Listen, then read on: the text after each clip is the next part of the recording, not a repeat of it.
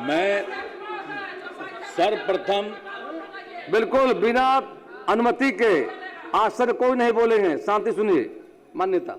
मैं सर्वप्रथम बिहार विधानसभा के बजट सत्र में सभी माननीय सदस्यों का हार्दिक अभिनंदन करता हूं।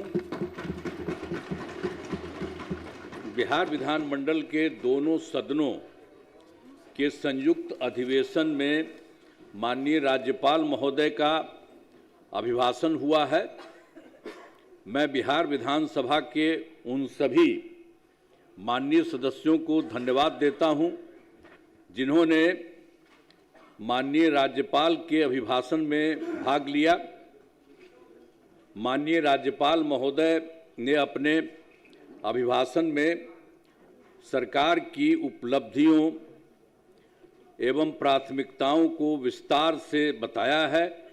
इसके लिए मैं माननीय राज्यपाल के प्रति आभार व्यक्त करता हूं।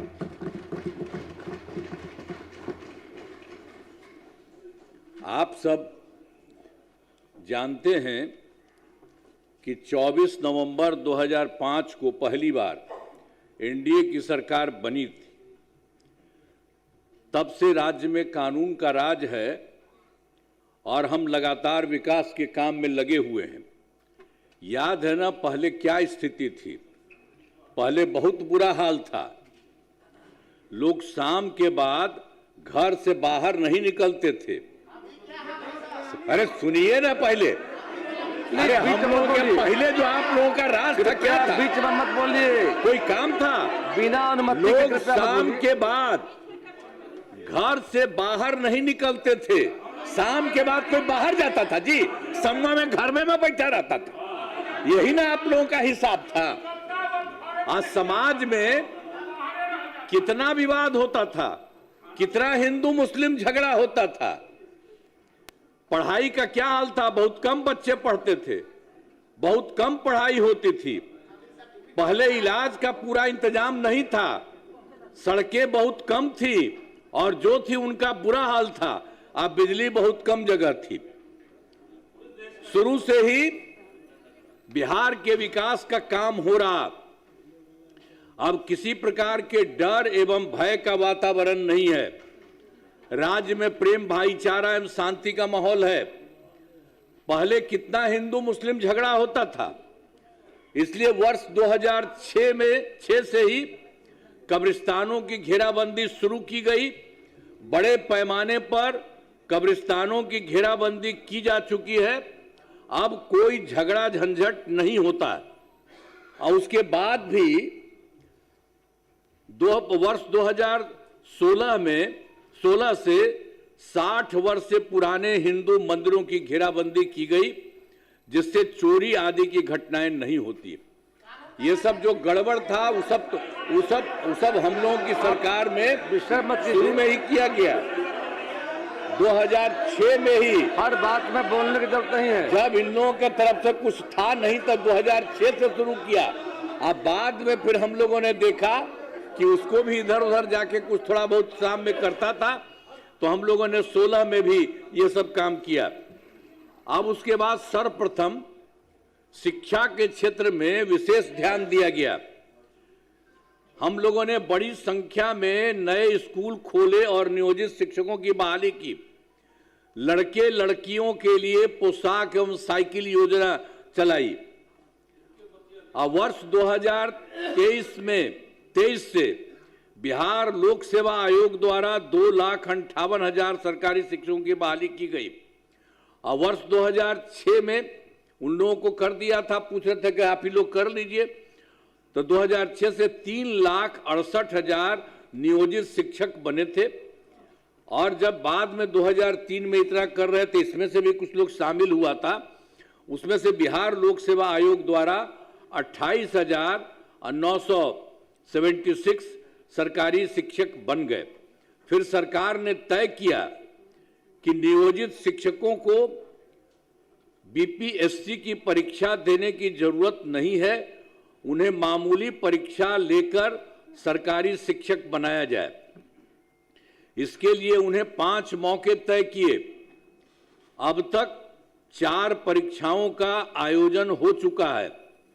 इसमें अब बाद में तो हम लोगों ने कर दिया कि जो बाकी था शुरू में कर दिए थे हम लोग। इसमें जो कुछ भी बिहार लोक सेवा आयोग द्वारा किए थे तो उसके चलते फिर बाद में कोई काम का मन कह दिया कि ये नहीं करेगा, उसके लिए अन्य प्रकार से हम लोगों ने करवा दिया। तो उसके लिए फिर सरकार ने तय किया नियोजित शिक्षकों को बीपीएससी की परीक्षा देने की जरूरत नहीं है, उन्हें मामूली परीक्षा लेकर सरकारी शिक्षक बनाया जाए। इसके लिए उन्हें 5 मौके तय किए, 5 मौका हम लोगों ने तय किया और उसमें से 4 परीक्षाओं का आयोजन हो चुका है, जिसमें 2,66,000 नियोजित शिक्षक पास हो गए हैं। अब केवल 73,000 शेष बच गए हैं, तो उन्हें 1 मौका और दिया जा रहा है। उसके लिए सब काम करने जितना भी संभव होंगे वो होगा। अब कुल मिलाकर सरकारी शिक्षकों की संख्या 5,24,000 हो गई है और स्वास्थ्य सेवाओं में सुधार किया गया। पहले स्वास्थ्य व्यवस्था बहुत खराब थी। प्राथमिक स्वास्थ्य केंद्रों में इलाज के लिए प्रति माह मात्र 39 मरीज ही आते थे, यानी प्रतिदिन 1 या 2 मरीज आते थे। तो वर्ष 2006 से अस्पतालों में, ये पहले वाली बात है जो हम लोगों की सरकार बनी थी, उसके पहले वाली जो स्थिति थी उसके बारे में कह रहे हैं कि पहले स्वास्थ्य व्यवस्था बहुत खराब थी। प्राथमिक स्वास्थ्य केंद्र में इलाज के लिए प्रति माह मात्र 39 मरीज ही होते थे, वहां प्रतिदिन 1 या 2 आता था। तो ये सब देख करके बड़ा खराब लगता था। वही हम लोगों ने 2006 से अस्पतालों में मुफ्त दवा और इलाज की पूरी व्यवस्था की गई।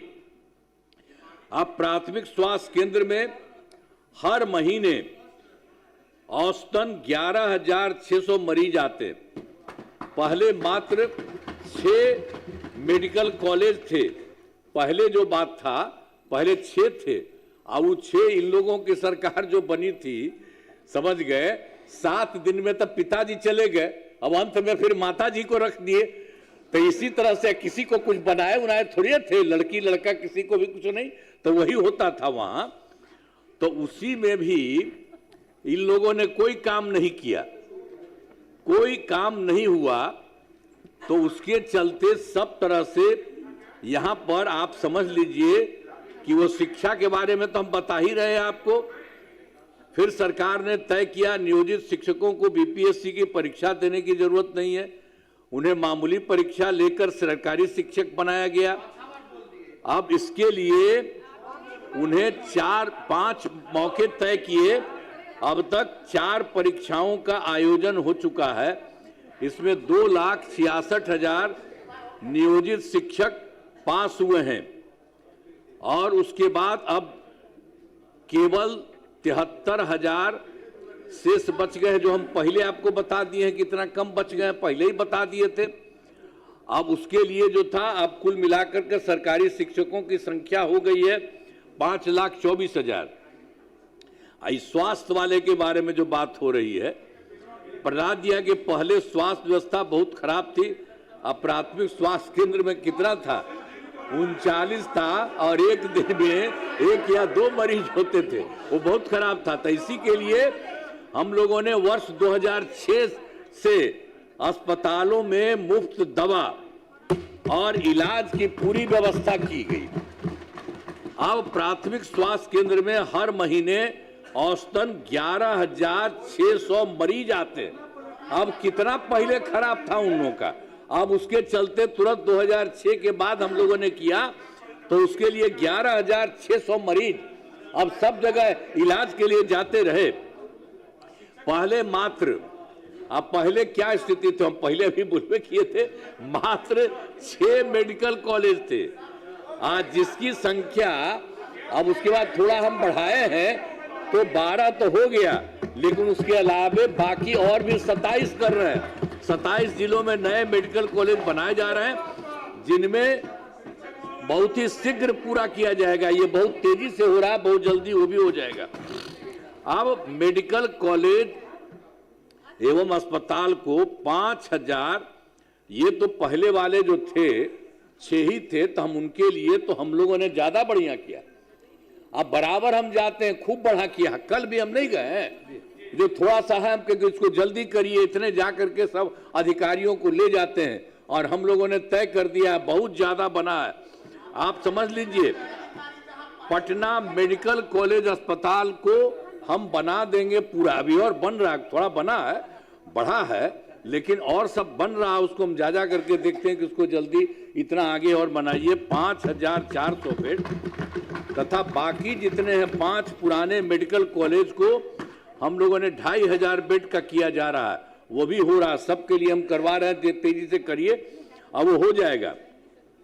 और उसके बाद तो आप जानिए IGIMS Indira Gandhi institute of medical science में पटना में था, उसके लिए भी हम सब जगह जा करके देख करके उसका कितना ज्यादा हम बढ़वाए, बहुत बढ़वाए हैं और वो चल रहा है। उसके लिए भी हम लोगों ने कह दिया कि 3,000 बेड का बनाया जा रहा, तो कुछ तो बनाया गया और भी बन जाएगा, सब कुछ हो रहा।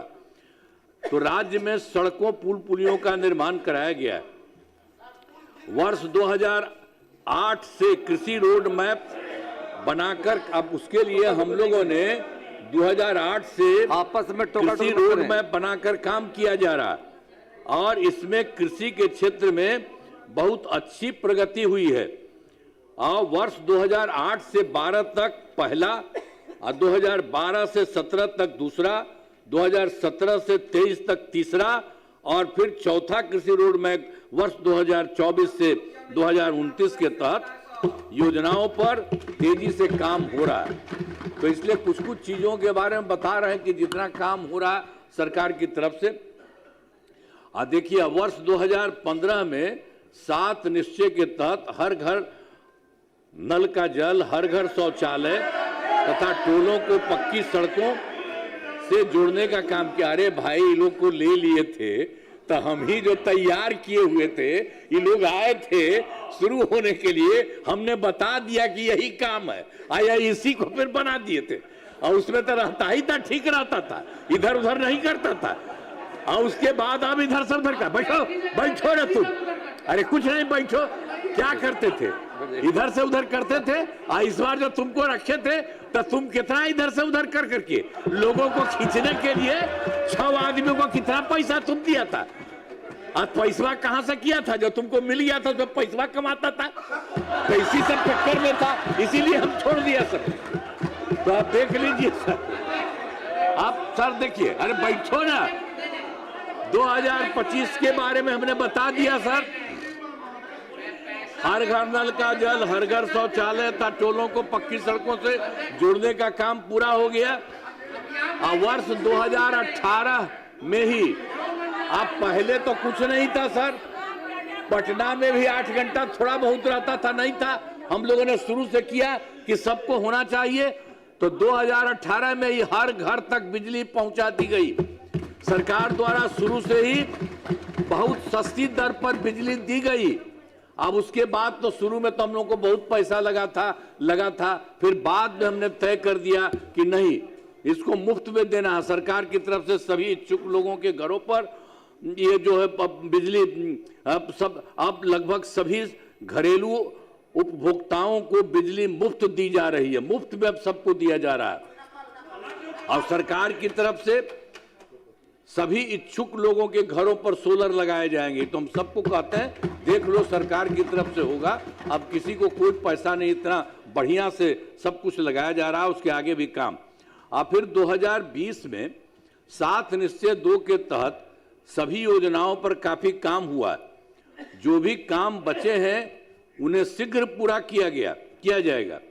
7 निश्चय 2 के तहत ही युवाओं के लिए 10 लाख नौकरी, हम 10 लाख रोजगार हम लोगों ने तय किया था। लेकिन उसके लिए तो 10 लाख युवाओं को सरकारी नौकरी तो हो ही गया, लेकिन उसके लिए कुछ और हो रहा था, बढ़ाया गया, तो 40 लाख लोगों को रोजगार दिया गया। तो दोनों को मिला करके, जो 10-10 BC का था, तब दोनों को मिला करके 50 लाख युवाओं को सरकारी नौकरी और रोजगार मिल गया। अब हम लोगों ने तय कर दिया, अगला जो इसी साल से शुरू हुआ, 5 वर्षों में 1 करोड़ युवाओं को नौकरी और रोजगार देने का लक्ष्य किया। और अब जान लीजिए कि सरकारी नौकरी की भी संख्या और होगी। तो सरकार ने शुरू से ही सभी तबकों का विकास किया है, चाहे हिंदू हो, मुस्लिम हो, अपर कास्ट हो, पिछड़ा हो, अति पिछड़ा हो, दलित हो, महादलित हो, सभी के लिए काम किया गया। अब मुस्लिम समुदाय के लिए भी काफ़ी काम किया गया। मदरसों को सरकारी मान्यता दी गई एवं उनके शिक्षकों को अन्य सरकारी शिक्षकों के बराबर वेतन दिया गया। अब पहले वाले देते थे जी, पहले वाले नहीं कुछ देते थे, अब उनके लिए भी हम लोगों ने नहीं किया, एक एक काम किया है।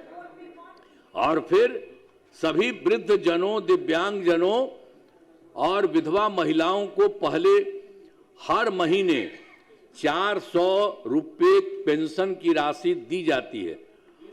अब जून 2025 में इसे बढ़ाकर 1100 रुपये कर दिया गया। पहले उन लोगों का 400 रखा था, अब बाद में अभी हम लोगों ने पिछले महीने उसको बढ़ा दिया, 1100 रुपया कर दिया गया। अब इससे 1 करोड़ 14 लाख लोगों को फायदा हो गया। अब महिलाओं के सशक्तिकरण के लिए काफ़ी काम किया है। 2006 में पंचायती राज संस्थाओं एवं 2007 में नगर निकायों में महिलाओं के लिए 50% आरक्षण की सुरक्षा के शुरू में ही किया। 2006 में ही हम लोगों ने इसके लिए पंचायती राज संस्था का, 2007 में नगर निकाय महिलाओं का, और उसके लिए हम लोगों ने तय किया था कि वो 50% महिलाएं रहेंगी। तो मतलब महिला 50% और 50% पुरुष, ये सब कर दिया गया। वही सब से शुरू हुआ है, शुरू से ही हर प्रकार से एक एक तरह से काम हर तरह से किया गया है। और उसके अलावे सब तरह से वही जो कुछ भी होगा, तो आप समझ लीजिए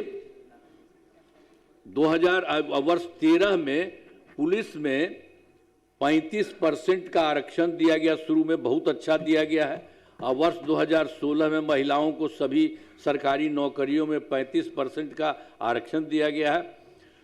पहले बिहार में स्वयं सहायता समूह तो पूरे देश में सब दिन के लिए था। तो हम लोग जब केंद्र में रहते थे तो देखते थे, बड़ा अच्छा था। जब यहीं पर जब हम लोगों की सरकार बनी, जाके देखे तो उसमें देखे बहुत कम था। तो इसी के लिए हम लोगों ने वर्ष 2006 में ही विश्व बैंक से कर्ज लेकर राज्य में स्वयं सहायता समूह का गठन किया, जिसे जीविका नाम दिया। जीविका दीदियां उसको हम लोगों ने कर दिया। अब उसके लिए समझ लीजिए कि अब स्वयं सहायता समूह की संख्या में जीविका दीदियों की संख्या 1 करोड़ 40 लाख हो गई, और उसका शहरी क्षेत्र में नहीं था। तो 2024 से शहरी क्षेत्रों में भी स्वयं सहायता समूह का गठन किया, जिसमें जीविका दीदियां हो गई। अब इतना जो किए हैं उसमें 4,34,000 जीविका दीदियां हैं, और इसका गठन और लगातार से जारी चल रहा है। तो इतना ज़्यादा हो रहा है। अब बिहार के विकास में केंद्र सरकार का पूरा सहयोग, अब देखिए जिस तरह से केंद्र सरकार ने पूरा का पूरा बिहार को सहयोग दिया है। अब आप जान लीजिए जुलाई 2024 के बजट में बिहार को विशेष आर्थिक सहायता के रूप में सड़क, उद्योग, स्वास्थ्य, पर्यटन, बाढ़ नियंत्रण के लिए बड़ी राशि देने की घोषणा की गई 2024। अब फरवरी 2025 के बजट में बिहार में मखाना बोर्ड, एयरपोर्ट की स्थापना, पश्चिमी कोसी नहर के लिए वित्तीय सहायता आदि की घोषणा की गई है। और वर्ष 2018 से देश के कुछ राज्यों में खेलो इंडिया यूथ गेम्स का आयोजन हुआ था, और पिछले वर्ष खेलो इंडिया यूथ गेम्स का आयोजन बिहार में किया गया, जो गौरव की बात है। तो इन सब के लिए आदरणीय प्रधानमंत्री श्री नरेंद्र मोदी जी का मैं नमन करता हूं। और वो लगातार, आदरणीय प्रधानमंत्री जी भी कई बार बिहार आए हैं, तथा उनके द्वारा विकास कार्यों का शिलान्यास और शुभारंभ किया गया है। इन सभी योजनाओं पर अब तेजी से काम हो रहा है। तो उस तरह से बिहार में जितना काम, अब केंद्र सरकार कितना ज्यादा काम इन दिनों चारों तरफ कर रहे हैं, अब उसके कितना ज्यादा बढ़ाई हो रहा है। तो अगले 5 वर्षों 2025 से 30 में विकास की गति को और तेज करने के लिए 7 निश्चय 3 जो हम लोगों ने कहा इस बार के लिए का गठन किया है, जिसमें कई काम किए जाएंगे। अब ये जान लीजिए 7 राउंड हम लोगों ने कराया है।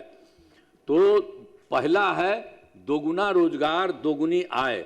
राज्य की प्रति व्यक्ति औसत आय को दोगुना करने का लक्ष्य रखा गया है।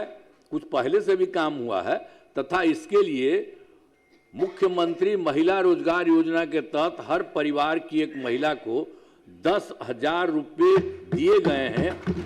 अब इनका रोजगार अच्छा चलेगा और उन्हें 2 लाख रुपए तक की सहायता दी जाएगी। अब अगले 5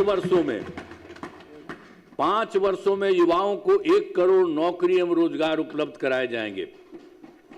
नए युवा रोजगार एवं कौशल विकास विभाग का गठन किया गया है। और दूसरा है समृद्ध उद्योग और सशक्त बिहार। अगले 5 वर्षों में उद्योग लगाने पर पूरा जोर दिया जाएगा। सभी जिलों में औद्योगिक क्षेत्र की स्थापना की जाएगी। नए बड़े उद्योगों के लिए मुफ्त भूमि एवं अनुदान दिया जा रहा है।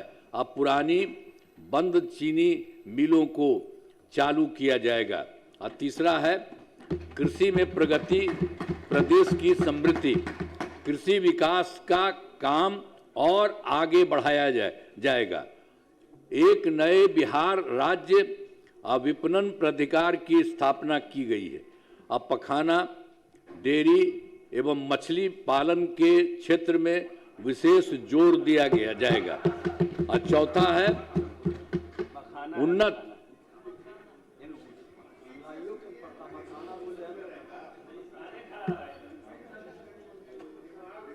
उन्नत शिक्षा, उज्जवल भविष्य। राज्य में शिक्षा को बढ़ावा देने के लिए प्रत्येक प्रखंड में आदर्श विद्यालय एवं डिग्री कॉलेज खोला जाएगा। एक नए एजुकेशन सिटी का निर्माण कराया गया है। अब 5वां है सुलभ स्वास्थ्य सुरक्षित जीवन। अरे पहले सुनो ना, अरे तुम बच्चा है, अरे तुम्हारा बाप मेरे समय का ना है। तुम्हारा भी बेटा, बैठो बैठो।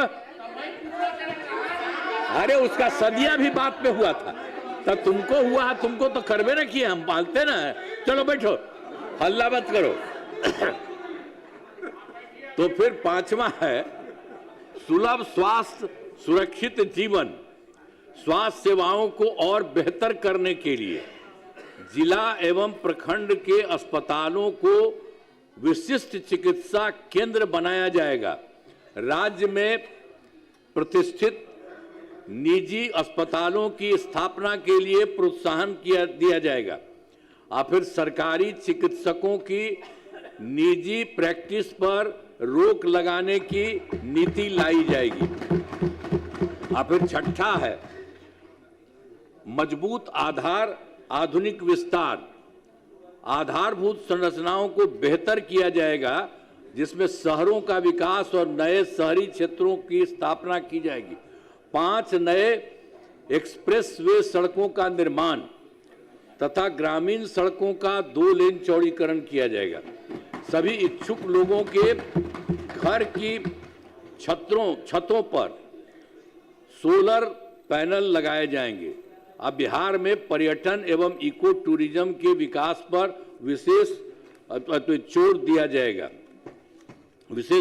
जाएगा। अब फिर 5वां पटना में स्पोर्ट्स सिटी का विकास तथा खिलाड़ियों को सरकारी नौकरी दिया जाएगा। और फिर 7वां सबका सम्मान, आजीवन आसान, ईज ऑफ लिविंग। आधुनिक तकनीक तथा अच्छे प्रशासन के माध्यम से राज्य के सभी नागरिकों के जीवन को आसान बनाया जाएगा। यानी इस बार के बारे में जो कुछ भी तय कर दिया गया 25-30 के लिए 5 वर्षों में सब काम करने के लिए, उसका इस तरह से जो करते हुए सबको कितना फायदा होगा। अब हमारा राज्य लगातार विकास कर रहा है। अब इन दिनों काम को और आगे बढ़ाया गया है। अगले 5 वर्षों में और ज्यादा काम होगा। और इससे बिहार काफी आगे बढ़ेगा। आप जान लीजिए बिहार बहुत आगे बढ़ेगा। केंद्र का भी पूरा सहयोग प्राप्त हो रहा है, जो हमने बता दिया उनका भी सहयोग। बिहार और विकसित होगा और देश के टॉप राज्यों में शामिल हो जाएगा तथा देश की प्रगति में महत्वपूर्ण योगदान होगा। अब जान लीजिए बिहार देश का कुछ ही राज्य है, उसी तरह से बिहार अब बहुत ज्यादा विकसित हो जाएगा। अब चारों तरफ देखते हैं आने जाने का क्या सुविधा है। कितना लोगों को मिल रहा है नौकरी। आप ही लोग अब ठीक है ना, सब जगह मिल रहा है सबको। और बैठो ना यार, काहे ना कर रहे हो? क्या जानता है तुम्हें? अरे बैठो, अरे ध्यान से सुनो, कुछ नहीं है तुम लोगों का, प्लीज कुछ पता है, बिना अनुमति के मही ध्यान लो। अब उसके बाद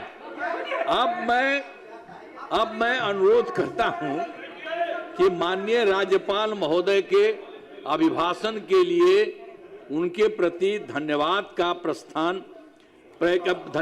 प्रस्ताव सदन सर्वसम्मति से पारित करें। उन्होंने जो बोला है, और देख लीजिए उन्होंने जितनी बात बोली है। अरे बैठो न हो, अरे बैठिए प्लीज, आप क्यों बीच से बोलते हैं? हर बात में खड़ा होना जरूरी है। संजय जी, संजय बाबू, ये जो उन्होंने किया, कृपया शांति बना रखें। तो उसमें भी बहुत सारी बातों का उन्होंने बता दिया है। अब ये जान लीजिए बिहार बहुत आगे बढ़ेगा और देश में कुछ ही लोग हैं, उसी तरह से बिहार होगा। और पूरे बिहार में यहाँ जो काम होता है और केंद्र सरकार का सहयोग मिलता है, मिल करके बहुत आगे बढ़ेगा। तो इन्हीं शब्दों के साथ उनके माध्यम से जो बात हुई है, हमने भी कुछ बातें आपको बता दी हैं कि ये सब हो रहा है। तो उन्होंने जो कुछ भी कहा है बहुत अच्छे ढंग से कहा। इन्हीं शब्दों के लिए मैं उनका नमन करता हूं और आप सब लोगों को मैं बधाई देता हूं। आप सबका अब एक दू को इधर उधर कहला बोलते हैं। अरे सब बढ़िया हो रहा है और सबको फायदा होगा, ऐसा थोड़ी है। हम लोग पूरे बिहार का सबका फायदा करते हैं। तो आप लोगों का भी घरवा है तो हम लोगों की तरफ से फायदा नहीं होगा, सबको फायदा होगा। इसलिए चुपचाप रह, अब इधर उधर मत जाओ, शांत रहो। इन्हीं शब्दों के साथ मैं अपनी बात समाप्त कर रहा हूं। अब सरकार का उत्तर